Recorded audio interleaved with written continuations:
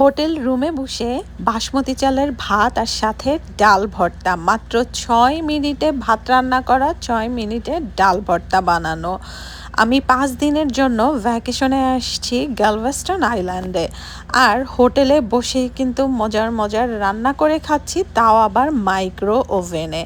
তো আজকে আমি আপনাদের সাথে শেয়ার করব আমি 5 দিনের মানে লং ভ্যাকেশনে গেলে বাসা থেকে কি কি নিয়ে আসি, আর মাইক্রো ওভেনে কিভাবে ভাত রান্না করলাম, ডাল ভর্তা রান্না করলাম, আর পালং শাক দিয়ে চিংড়ি মাছটাও কিন্তু মাইক্রো ওভেনে রান্না করছি, বাট এটার রেসিপি পরে শেয়ার করব।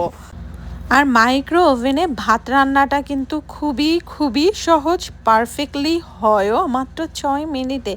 আর ডাল ভর্তা মানে ভ্যাকেশনে আসলে লং এরকম যদি ডাল ভর্তা ভাত মানে রান্না করে খাওয়া যায়, এর থেকে শান্তি আর হয় না। কারণ বিদেশে যখন আপনি ঘুরতে যাবেন, বাংলাদেশ থেকে অনেকে আসলে মানে বিদেশে ভাত খুঁজে সব জায়গায়, তো মাইক্রো ওভেনের রান্নাটা শিখে গেলে তখন আপনার ভাত খুঁজতে হবে না, নিজেই হোটেলে বসে রান্না করে খেতে পারবেন। তো যাই হোক, আমি বাসা থেকে আসার সময় যেহেতু জানি আমি 5 দিনের ভ্যাকেশন, এরকম ছোট ছোট বক্সে আমি মশলাগুলো নিয়ে আসি। একটার মধ্যে আমি লবণ নিয়েছি, একটার মধ্যে এলাচি দারুচিনি নিয়েছি, কারণ খিচুড়ি রান্না করে খাইতে ইচ্ছা করলে খিচুড়িও যেন খেতে পারি। আর একটার মধ্যে আমি আদার পাউডার, রসুনের পাউডার এগুলা মিক্স করে, মানে যেহেতু ভ্যাকেশনে যাব একটা বক্সই নেয়ার চেষ্টা করছি। মানে আদা, রসুন, পাপরিকা, বাচ্চারা ঝাল খায় না এজন্য পাপরিকাটা নিয়ে নিচ্ছি, তো কেউ চাইলে মরিচের গুঁড়া নিতে পারেন, আর হলুদের গুঁড়া। এগুলি মানে 4টা জিনিস আমি এক উপকরণে মানে একটা বক্সে নিছি, কারণ যাই রান্না করি না কেন হোটেলে বসে এই 4টা মশলা তো সব কিছুতেই যায়। এরপরে আর একটার মধ্যে আমি গরম মশলার গুঁড়া আর ভাজা জিরার গুঁড়া নিয়ে নিছিলাম। তারপরে কি নিচ্ছি, শুকনা মরিচ নিয়েছি, পেঁয়াজ বেরেস্তা, মানে আলু ভর্তা, ডাল ভর্তা যা যা খেতে মন চায় হোটেলে যেয়ে যেন খেতে পারি। তা আপুরা যারা যারা যাবেন এরকম ছোট ছোট বক্সে নিতে পারেন, আর বক্সও যদি মনে হয় যে ওজন বেশি তাহলে কিন্তু জিপলক ব্যাগে নিয়ে নিতে পারেন। আর অবশ্যই সোপ নিতে হবে, এরকম ছোট্ট একটা সোপ নিয়েছি, কারণ ডিশ ওয়াশ 2-4টা ডিশ যাই হবে সেটা যেন ওয়াশ করতে পারি।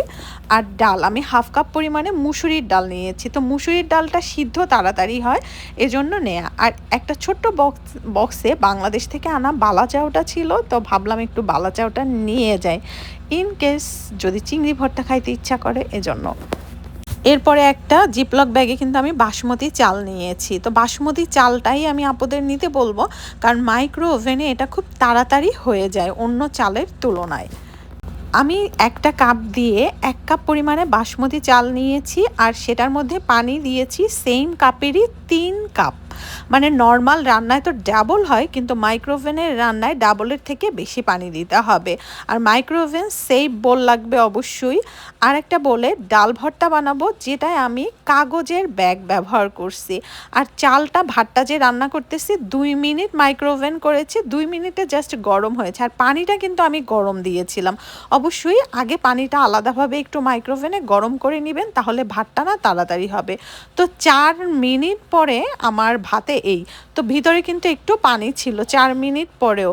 এরপরে আমি আবারও 2 মিনিট দিয়ে দিয়েছি, তো টোটাল আমি 6 মিনিট রান্না করেছি মাইক্রোওভেনে। এরপর ঢাকনা দিয়ে 15 মিনিটের জন্য রেস্টে রেখে দিব বাইরে।